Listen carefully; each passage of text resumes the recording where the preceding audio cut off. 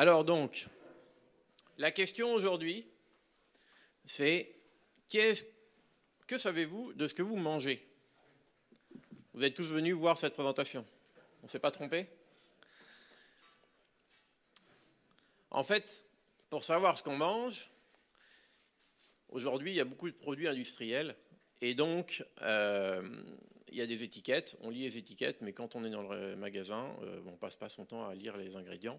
Et pour ça, il y a un projet qui a été créé il y a plus d'une dizaine d'années, qui s'appelle Open Food Fact, dont l'objectif, c'était de regrouper l'ensemble des produits agroalimentaires, donc les produits en gros qui ont des codes barres, les produits alimentaires avec des codes barres, pour mieux informer les consommateurs et finalement, dans le temps, essayer d'améliorer la qualité des produits, de ce qu'on a. Et donc le fonctionnement de ce système, c'est qu'on scanne le code barre, on prend une photo et on collecte des informations. On collecte des informations. Il y a beaucoup d'informations. Et le principe, c'est que ce soit ouvert, donc tout un tas de gens peuvent contribuer, donc vous, moi, et surtout plein de gens qui, avec des compétences, je dirais, sommaires, en termes de qualité de données, en termes d'utilisation de l'informatique. Et de redistribuer l'ensemble de ces informations pour atteindre l'objectif qui est d'améliorer la qualité des produits et l'information des consommateurs. Donc voilà ce beau projet. Donc à quoi ça ressemble sur Open Food Fact? À quoi ça ressemble? C'est une fiche comme ça. Donc on voit énormément d'informations. Une photo, des titres, une marque, le code barre, une liste de catégories. Essayez d'imaginer un peu dans votre esprit la modélisation de la base de données que vous auriez pour faire une fiche comme celle-ci. Sachant qu'ici, on a, je vous ai affiché qu'une partie des informations disponibles. Essayez d'imaginer un peu comment vous modéliseriez ça. Ce serait quoi le meilleur modèle? Est-ce que ce serait des tables avec des jointures, avec des relations? Ou est-ce que ce serait un document JSON? Document JSON, bonne réponse. Ça tombe bien, quand on fait une API, souvent on distribue en JSON, donc finalement si on stocke un peu au même format, c'est pas plus mal. Continuons un peu sur l'historique de ce projet. Donc le projet Open Food Fact, il a été créé en 2012 par un étudiant, et en 2014 ils ont créé une asso. En 2015 ils ont eu une belle distinction pour le partage des données. Ils ont même fait des partenariats avec toutes les données qu'ils avaient collectées avec Santé publique France pour créer le Nutri-Score.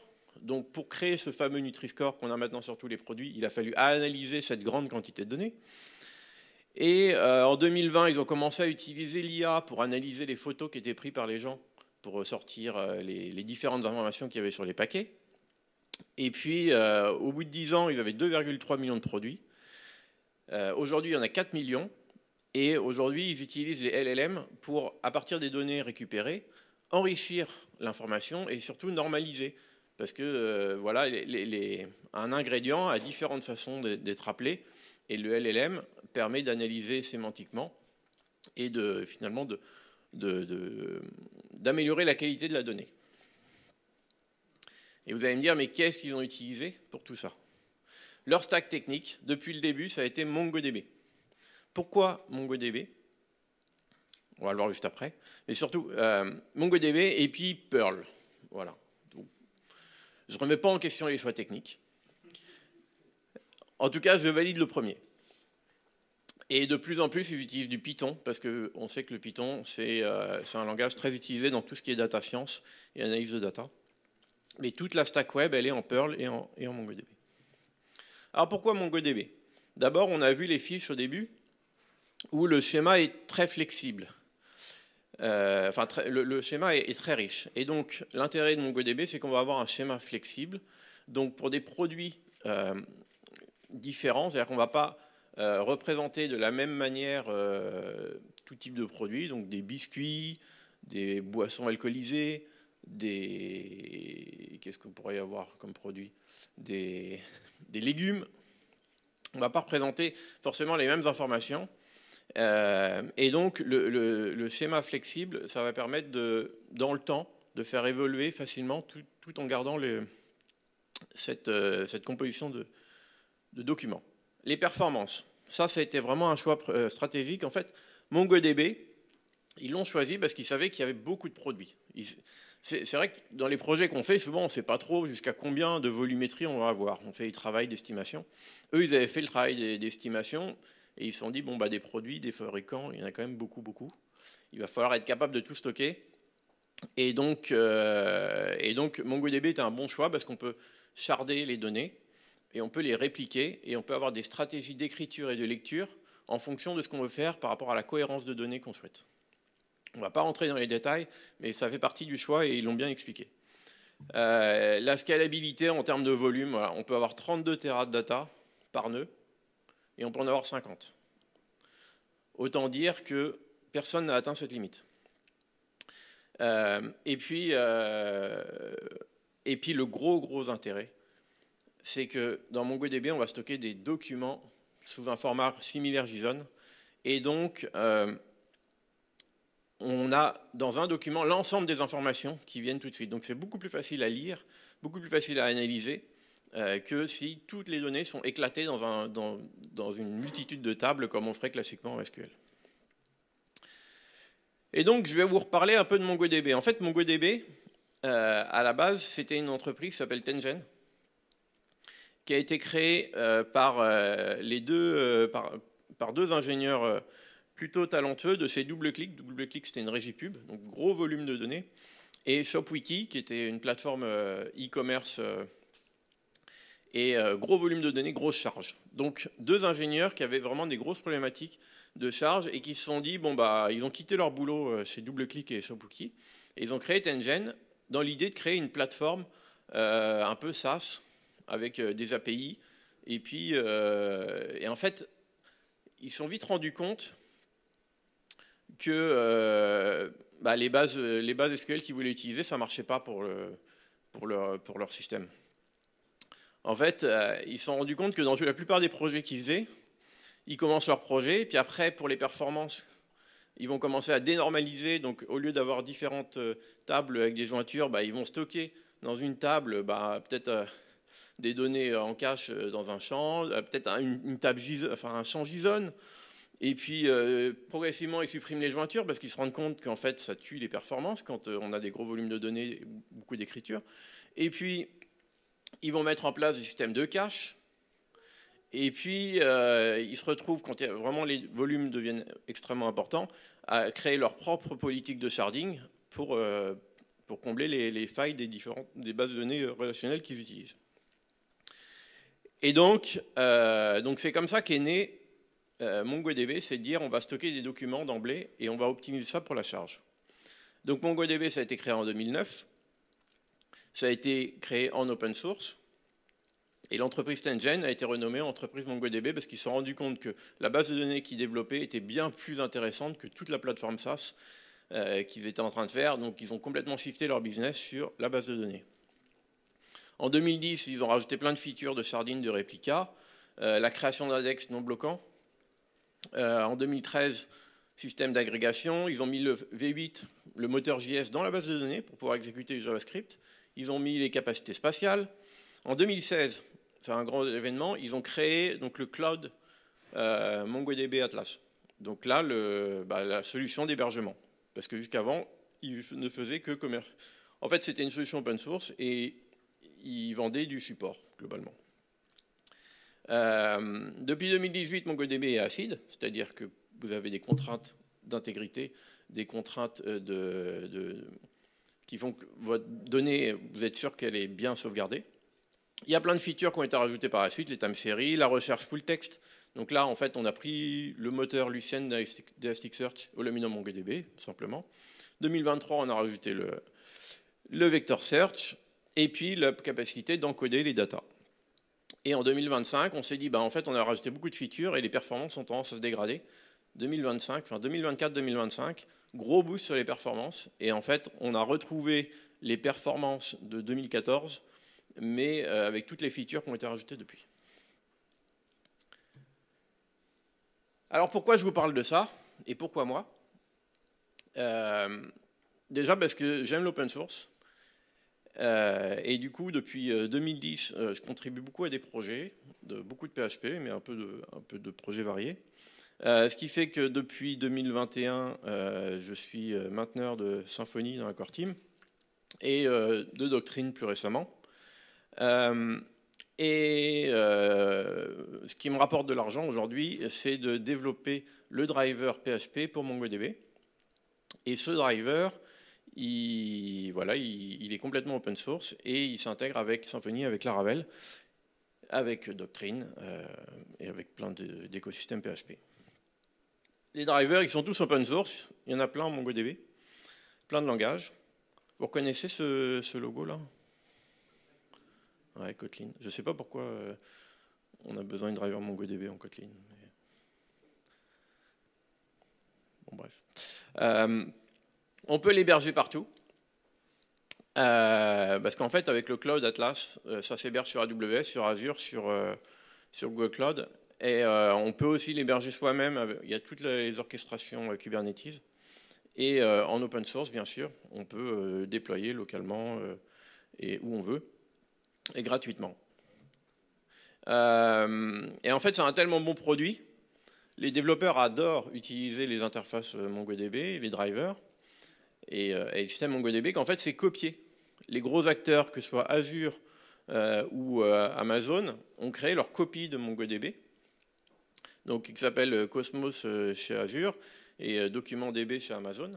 Mais il ne faut pas se tromper. Ce n'est pas l'original. C'est globalement le driver va pouvoir s'y connecter et rapidement vous allez rendre compte qu'il y a pas mal de fonctionnalités qui ne marchent pas. C'est-à-dire que ça marche globalement sur les trucs simples, sur du CRUD et tout, mais dès que vous rentrez dans les trucs un peu avancés, il n'y a plus rien. Et il y a même une fondation qui s'est créée pour créer DocumentDB, donc en fait qui est une version open source de MongoDB. On verra ce que ça donne. Revenons à ce qu'on mange. Donc du coup, je vous ai dit Open Food Fact utilise MongoDB et c'est super parce qu'il distribue le dump MongoDB directement. Vous pouvez télécharger. Le dump fait, il y a 60 gigas de data. Donc il y a de quoi de jouer. Et donc on va jouer un peu avec et on va voir comment on va pouvoir intégrer ça dans API Platform. Donc on va commencer une première démo. D'abord on va regarder, donc moi j'ai importé le Open Food Fact. Donc j'ai un petit dump là et on va faire ça. J'ai un dump et donc on voit qu'ici il y a à peu près 4 millions de documents dans ma base de données. Donc les documents, vous voyez, il y a énormément de champs. C'est un peu le foutoir. Vraiment, je le dis sincèrement, il y a beaucoup de gens qui critiquent MongoDB en disant oui, mais c'est le bordel. C'est un peu le foutoir, mais le gros avantage, quand vous prenez un produit, c'est que vous avez toutes les infos directement ici. Par exemple, si on prend les langues, on voit que celui-là il est en français. Si on prend les ingrédients, c'est peut-être trop petit. Les catégories, enfin bref, les codes barres. Donc on voit tout d'emblée. Ce qu'on va voir en fait, c'est que on peut requêter ça facilement. Donc je lui dis, trouve-moi. En fait, je lui ai requêté parce que ce qui est bien, il y a une intégration LLM directement dans l'affichage. Donc on peut lui dire, trouve-moi les produits avec un titre en français et une photo. Il m'écrit directement à la requête et il me les trouve. Et donc là, j'en ai quelques-uns. Donc, ce que j'ai fait, en fait, c'est que j'ai pris à peu près cette requête-là et j'ai voulu en extraire une partie dans mon application. Et pour faire une petite application, donc ça va utiliser une API plateforme avec de la recherche. Donc, si on veut rechercher, par exemple, les produits lus, voilà, j'ai une requête, il n'y en a pas beaucoup. Si on veut les produits, vous avez une marque en tête? Nestlé. Nestlé, c'est peut-être petit. Hop. Nestlé, on va avoir des produits Nestlé. C'est marrant parce qu'il n'y en a que... OK. Et on peut rechercher par nom. Moi, j'aime bien les princes. Voilà. Donc on voit les infos remonter avec la recherche. Alors là, on voit que c'est une recherche partielle qui fonctionne. Et donc même si voilà, j'ai fait une petite faute de frappe, il va le trouver. Alors on va voir comment j'ai codé cette petite API qui m'affiche donc très rapidement les fiches des produits avec une recherche, je dirais, full text avancée. Donc, alors comment ça fonctionne? Donc, on utilise Doctrine ODM, donc c'est très similaire à la doctrine ORM. On va créer une classe product pour mes produits. Dedans, on lui définit des champs. Donc en l'occurrence, un ID, un nom, une description. Et puis une liste d'ingrédients qui va être une collection d'ingrédients qui va target. Et donc là, l'intérêt, c'est qu'on va faire, on va l'embed le document. Ça ne va pas être une jointure, c'est un type de relation qui n'existe pas dans la doctrine ORM. C'est la relation d'embed. Et donc l'ingrédient qui est une autre ressource qui va être de type embedded document, où on va avoir donc une liste de champs tout simplement. Et donc, ça, si on regarde les produits, c'est cet onglet-là. Les produits, là, on a un format beaucoup plus... peut-être ça, c'est pas pour tout de suite. On a des documents beaucoup plus faciles à comprendre, avec une marque, un nom, une URL et une liste d'ingrédients qu'il y a dedans. Et il y a un pourcentage sur chaque ingrédient. Voilà. Donc à partir de là, hop, on va retourner ici. On a donc dans API Platform notre API qui est assez rapidement créée, simplement en rajoutant sur mon produit l'attribut ici API ressources. Donc on a API ressources sur un document MongoDB et on a notre API. C'est un peu le côté magique d'API Platform. On a beaucoup parlé dans... en fait, on en présente beaucoup API Platform sous cet aspect. On crée les entités et on crée les documents et hop, on a notre API. Bon, jusque-là, il n'y a pas grand-chose de révolutionnaire. Après, comment on fait pour pouvoir filtrer? Vincent va vous présenter en fin de journée la nouvelle façon d'écrire les filtres sans utiliser les services. Donc ici, je la prends rapidement. Donc on va avoir un nouveau paramètre pour les marques et qui va utiliser un filtre exact. Donc là, hop, c'est la démo que je vous faisais tout à l'heure. Ici, quand on met la marque lue, ça nous fait le filtre, mais c'est une filtre exact. Si je mets L, il n'y a pas de marque qui s'appelle L, donc j'ai aucun produit qui remonte. Ensuite, ce qui m'intéresse, c'est d'avoir une recherche full text. Donc pour la recherche full text, on va créer notre propre filtre. Hop. Donc ici, j'ai créé ma propre classe de filtre, Custom Search Filter. Et cette classe, en fait, va apprendre un aggregation builder. Oui, parce que vous voyez sur mon ordi, c'est écrit aggregate is the new find. Parce qu'en fait, on utilise beaucoup les agrégations en MongoDB pour faire des recherches avancées, et notamment tout ce qui est recherche, c'est un type d'agrégation. Donc, cette agrégation, on va lui dire, voilà, je veux que ce soit un should, c'est-à-dire que ça devrait, je veux que les résultats should versus must, qui sont une obligation, donc devrait, sur le chemin name, avoir telle valeur, donc la valeur qui va être celle de l'argument. Je veux du fuzzy et du fuzzy search, avec une modification autorisée. Et les documents qui vont matcher ça vont être boostés en x2. Le score obtenu va être boosté. On peut rechercher sur la marque aussi, en texte, et on peut rechercher avec l'algorithme d'autocomplétion sur le nom. Donc finalement, il y a deux choses pour rechercher sur le nom, et ce qui me permet ici de rechercher...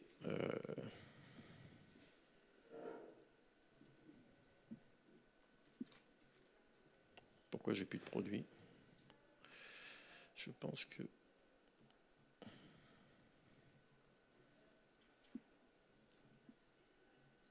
Voilà, on a le coca qui remonte. Mais si on fait une faute, s'il n'y a pas le tiret, si on fait un Coca-Cola, ça marche quand même. Donc tout ça, c'est des fonctionnalités qui sont finalement qui ressemblent à la plupart des moteurs de recherche. Et le gros intérêt ici, c'est qu'on n'a pas eu besoin de copier nos data dans Elasticsearch par exemple, ou dans un autre moteur de recherche. En fait, on l'a fait ici. On a créé un index de recherche. Je vais vous montrer la définition avec un mapping. Donc le mapping, c'est les champs. Le champ name, il va avoir un mapping en string, un autocomplete, et les différents champs qui sont recherchés. Il y a le mapping dynamique, mais je vous le déconseille. Parce que dynamique, je ne sais pas si pour les familiers d'Elasticsearch, le mapping dynamique, c'est on indexe tous les documents, tous les champs, et puis on verra bien ce qu'on en fait.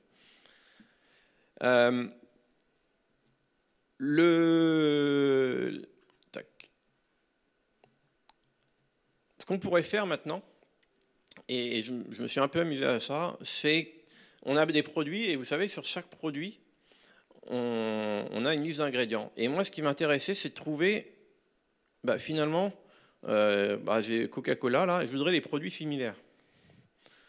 Qu'est-ce qui est similaire au Coca-Cola? Tiens, c'est marrant, la tourtelle est vachement similaire. Il y a 80% d'eau, c'est comme du Coca, quoi. Vous voulez pas, donnez-moi un produit là que vous voulez chercher. Les Princes. Allez, les Princes. On prend celui-là, là, les Princes tarte naturelle.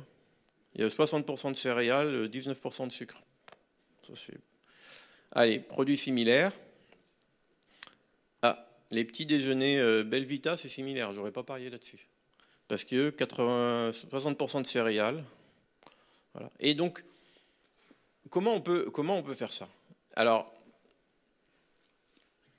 au début, je me suis dit, tiens, je vais prendre un LLM, il va m'analyser les ingrédients, puis après, je vais remettre par requête. Puis je me suis dit, mais en fait, je suis plus intelligent parce que je sais comment ça marche. En fait, les systèmes d'embedding en IA, c'est on envoie une chaîne de caractères dans un algorithme et il nous renvoie un vecteur. Un vecteur, c'est une liste de nombres qui correspondent à des dimensions. Et je me suis dit, mais je les ai, mes dimensions, et je l'ai le nombre. Les dimensions, c'est quoi? C'est les noms des ingrédients, et le nombre, ça va être le pourcentage qu'il y a de chaque ingrédient dans un produit. Donc finalement, j'avais déjà un vecteur dans ma data. Donc, pour faire cette similarité, j'ai utilisé cette information directement comme vecteur. Mais la première chose qu'il me fallait, c'est déterminer, en fait, 1000 ingrédients. Il me fallait les 1000 ingrédients les plus populaires, et puis les ordonner pour dire, voilà, le premier ingrédient du vecteur, ça va être céréales, le deuxième, ça va être le sucre. Et donc, avec MongoDB, j'ai créé cette agrégation. Donc, sur ma liste de documents, c'est un peu le bazar, je vais dire, bon, déjà, il y a trop de champs. Moi, ce qui m'intéresse, c'est juste la liste des ingrédients. Donc, de cette interface-là, je vais faire une projection pour ne garder que la liste des ingrédients. Donc, je peux visualiser déjà le début de mon agrégation. Ensuite, ce qui m'intéresse, c'est d'avoir un document pour chaque ingrédient.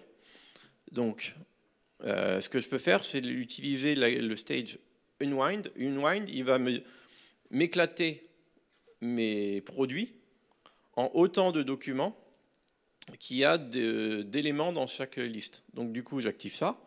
Et donc, je vois ingrédients. Il y a un ingrédient à chaque fois dans chaque document. Comme ça, je peux regrouper derrière par ingrédient. Donc là, je vais regrouper sur les ID d'ingrédients. Je vais calculer au passage un min et un max et un nombre de produits concernés. Donc là, le free range chicken, par exemple, il y a un produit qui a ça. Et ensuite, ce qui m'intéresse, c'est de trier parce que je veux vraiment les plus populaires. Donc du coup, on va trouver, c'est quoi l'ingrédient le plus utilisé dans les produits les plus populaires? C'est le sel. Ensuite, on a le sucre. Ensuite, on a l'eau.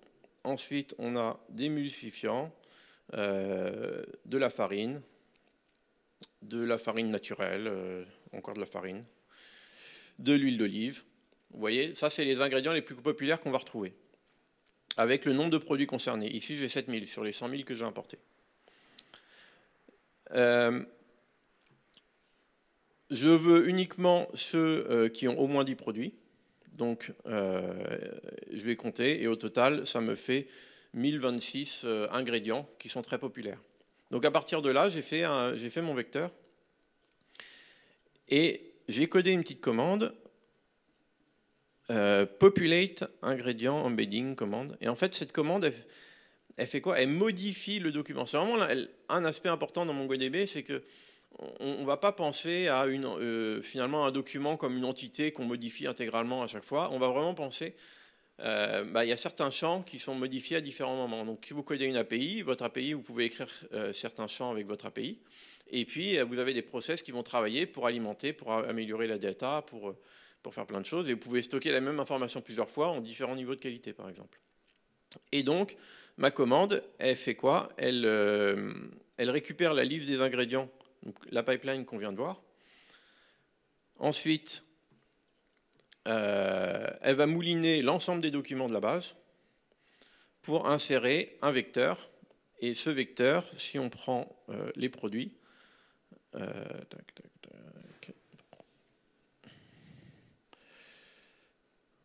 product ici,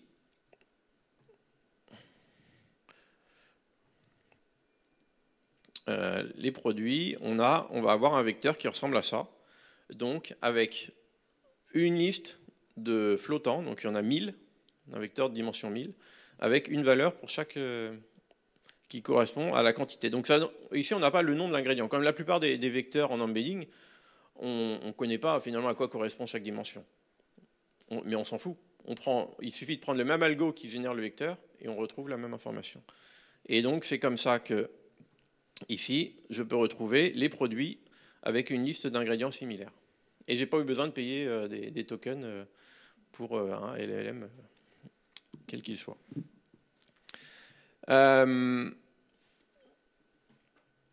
Maintenant, comment on fait dans l'API pour rechercher avec ça? Ingrédient, mon produit, je lui ai fait donc un index de vecteurs qui va rechercher sur ce champ-là. Et je lui ai rajouté un filtre dans les paramètres, similar ingredient, qui peut prendre un ID. On va chercher le premier objet. On va chercher le produit de cet ID et on va chercher du coup les produits similaires. Et donc j'ai ce filtre qui est complètement custom. L'API Platform ne fournira jamais exactement ce filtre-là parce qu'il est vraiment custom, et donc je vous encourage à créer votre propre filtre, qui va prendre un aggregation builder, toujours les opérations, le contexte d'exécution. On a la valeur qui va être l'ID du produit. On va rechercher dans notre document manager le produit. Donc ici, on récupère un objet product. Si on ne le trouve pas, c'est une 404. Et ensuite, on fait notre agrégation, donc qui va faire une recherche vectorielle sur mon index, sur le champ qui contient le vecteur. On va dire qu'on prend 200 candidats, on va limiter à 50. Donc ça, toujours prendre un facteur 4-5 sur le nombre de candidats, parce qu'en fait, il fait une première recherche grossière avant d'affiner. Et ensuite, simplement, il va nous renvoyer des documents. Alors, ce qui est hyper magique, ici, c'est qu'on utilise Doctrine, et ça va me renvoyer directement des documents MongoDB. C'est-à-dire que si je fais une recherche qui soit un find normal sur une requête simple, en fait, on aurait eu des entités ou des documents MongoDB directement. Mais si j'avais voulu utiliser un Elasticsearch, Elasticsearch m'aurait envoyé des résultats différents dans un autre format. Et j'aurais extrait les ID, puis j'aurais refait une requête dans ma base pour récupérer mes entités. Là, MongoDB, vous avez directement le même format de résultats, que ce soit de la recherche sémantique, que ce soit de la recherche vectorielle, et quelle que soit l'agrégation que vous écriviez.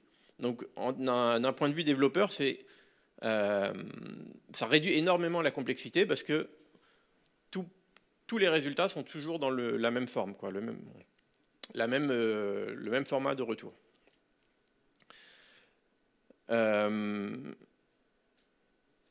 Et donc voilà ma similarité. Maintenant, on a vu que bon, c'est bien d'acheter des produits tout faits, mais le mieux c'est de les cuisiner. Et du coup, je vais montrer comment je peux créer voilà, une deuxième démo sur comment on utilise MongoDB, mais vraiment en écriture, en lecture avec API Platform. Donc je vais réactiver quelque chose, pardon.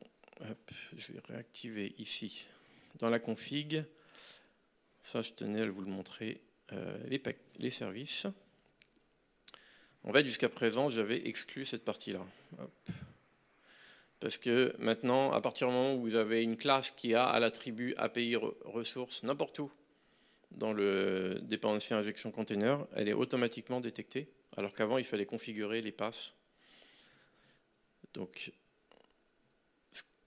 non, hop. Donc là, on va aller retourner sur mon API. Super.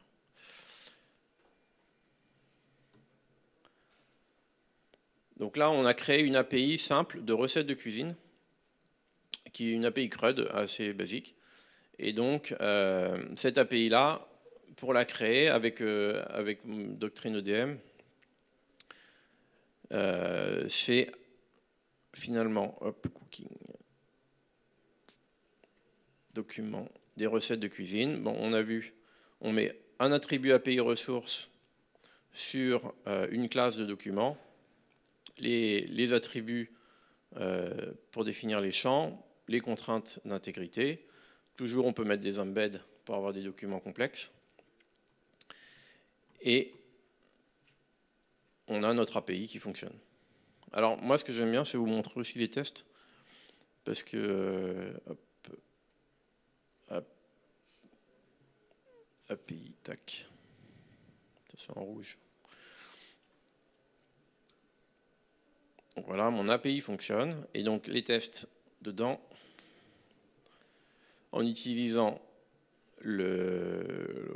ça c'est le setup, en utilisant donc déjà le API test case d'API Platform, je peux utiliser client pour faire ma requête, ici avec un filtre sur le temps de préparation, et je vérifie le nombre de résultats retournés.